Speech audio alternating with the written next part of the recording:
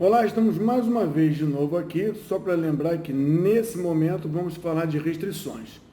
Se você não assistiu o vídeo anterior, acho bom parar o vídeo agora e entender o que nós falamos no primeiro vídeo, que se resumia em dizer que CPM, Metodologia do Caminho Crítico, é alguma coisa que deve ser repensada, criada numa época e usando até hoje sem nenhuma alteração, nos leva a pensar que não temos restrições, ou tentar modelá-las, pensar que está tudo liberado e daí definimos o que queremos, mas nem sempre é assim que funciona.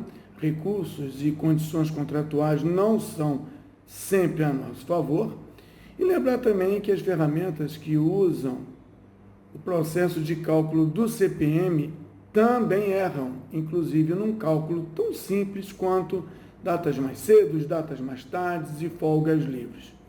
Então, já alertamos isso. O nosso assunto hoje é restrição. O nosso assunto hoje são restrições.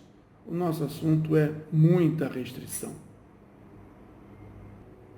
A gente pode dizer que restrição é tudo aquilo que atrapalha o fluxo, o melhor fluxo, o mais rápido fluxo de desenvolvimento e produção.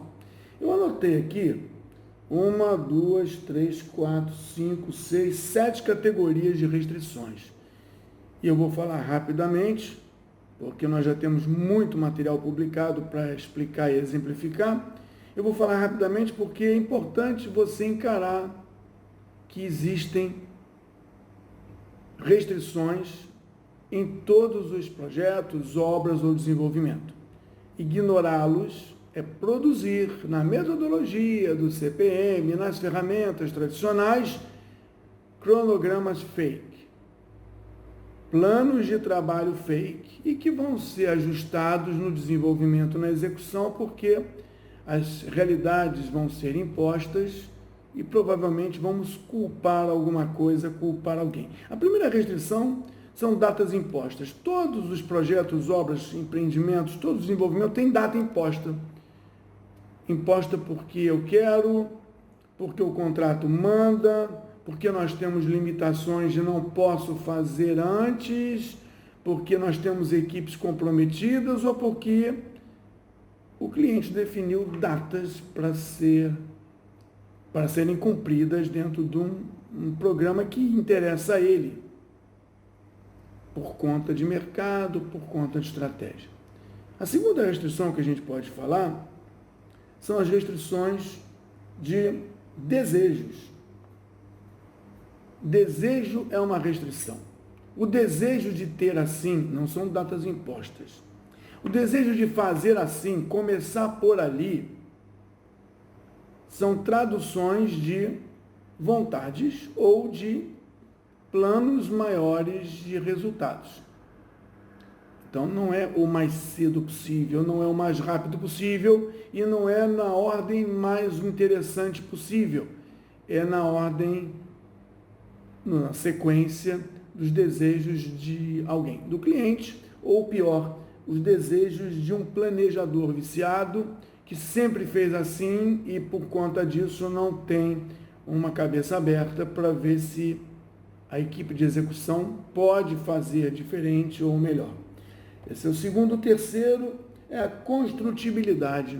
Tem certas coisas que têm que ser construídas dentro de uma lógica de desenvolvimento.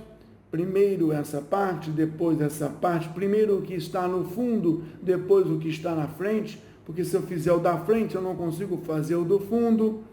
Não falei de em cima e embaixo. Então, a construtibilidade também é uma restrição. Se você não tem acesso ao local por todos os lados, existirão condições de construção. Se não tem permissões e não tem tecnologia para fazer simultaneamente, ou uma coisa depende da outra depois de construído, isso se chama construtibilidade. Então, datas impostas, desejos, construtibilidade. Vamos falar de logística operacional. Operacional. O cliente limita as frentes de serviço. Eu posso fazer 10 coisas, 10 lugares, atacar 10 pontos, mas operacionalmente, dentro da vida de produção da planta, do escritório, do prédio, não há interesse ou não é possível ter tantas frentes de serviço ou simultaneidade. Então, uma coisa virá depois da outra, porque não é possível fazer tudo junto. E aí, a restrição de não poder fazer junto leva a uma ordem de produção. Datas impostas, ordem de produção. Desejos, ordem de produção. Construtibilidade, operação, ordem de produção. Número de frentes, supervisores que eu não tenho, e alguns vícios ocultos dos próprios desenvolvedores, construtores ou planejadores, levam a uma ordem de produção. Essa ordem de produção não é uma, podem ser várias sequências de produção definidas.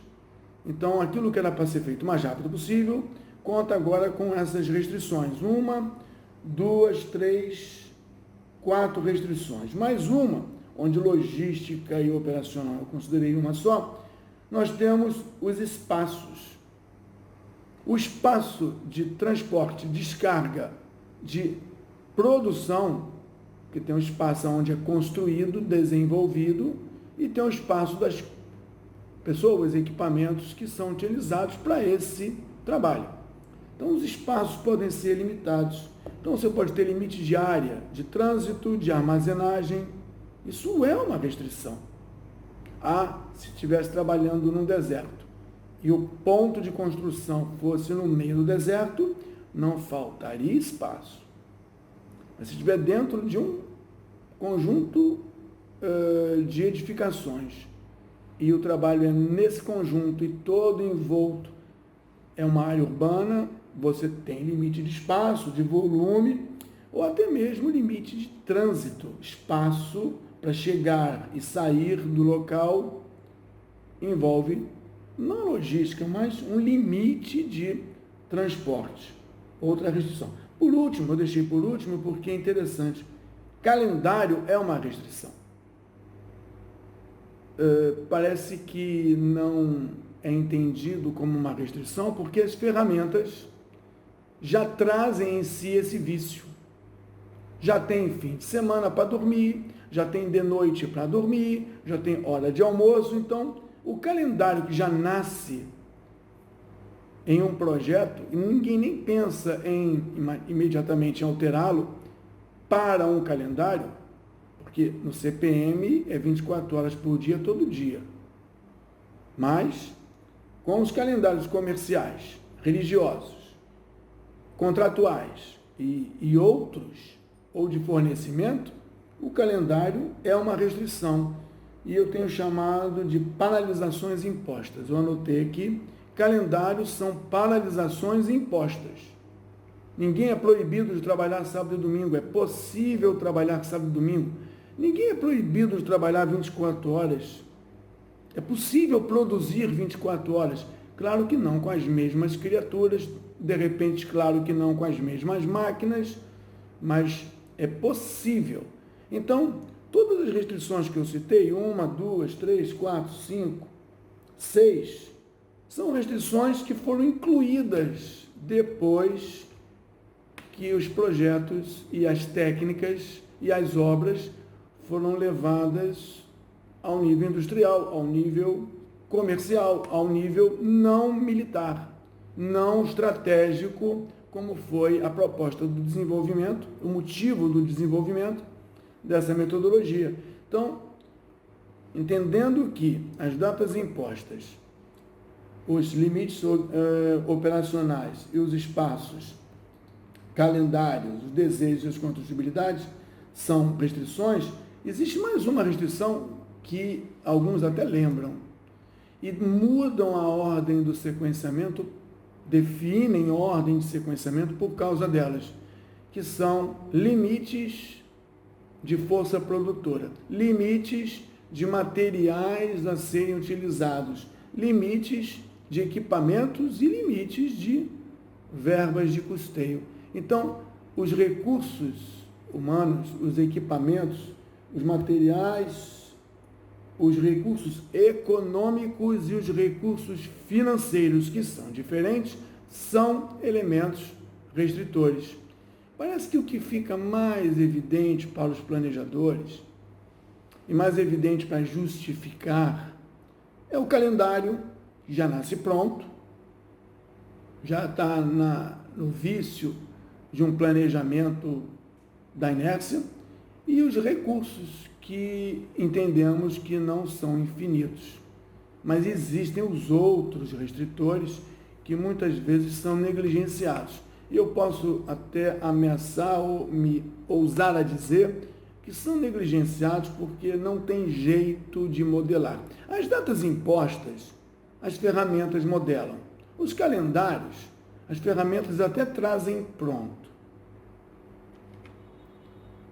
E os recursos, algumas ferramentas, se não todas, que são comerciais, como o MS Project, o Primavera e o Asta, o Safran, acho que o Safran também, eles permitem que você diga limites de recursos para que um algoritmo faça o agendamento compensatório de execuibilidade.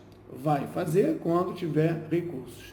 Mas observe, as ferramentas que eu citei só ajustam as atividades, não sequenciam, ajustam as atividades nos seus inícios e términos para recursos humanos e equipamentos que são utilizados por hora. Elas não fazem um balanceamento de material existe ou não.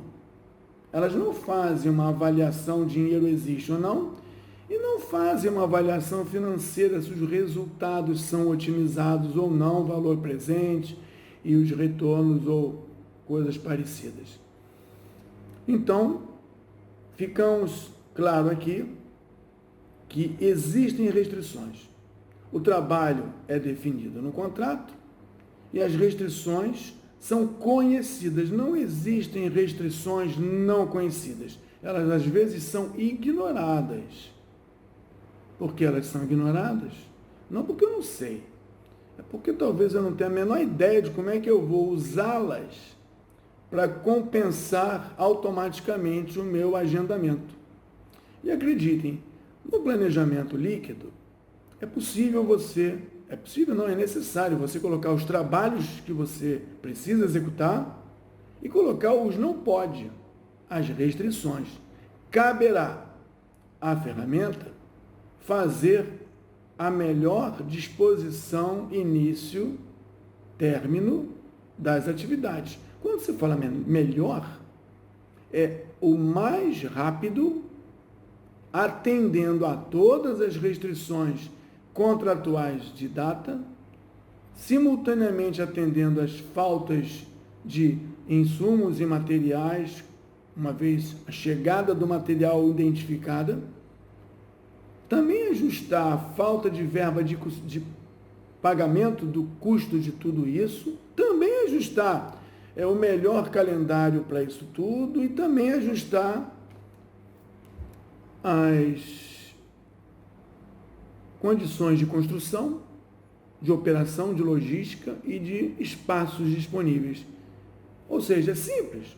Colocar o trabalho necessário, o trabalho que vai ser desenvolvido, necessário para cumprir o contrato, e colocar todas as restrições. Eu comentei que são 6. 1, 2, 3, 4, 5, 6. São 6.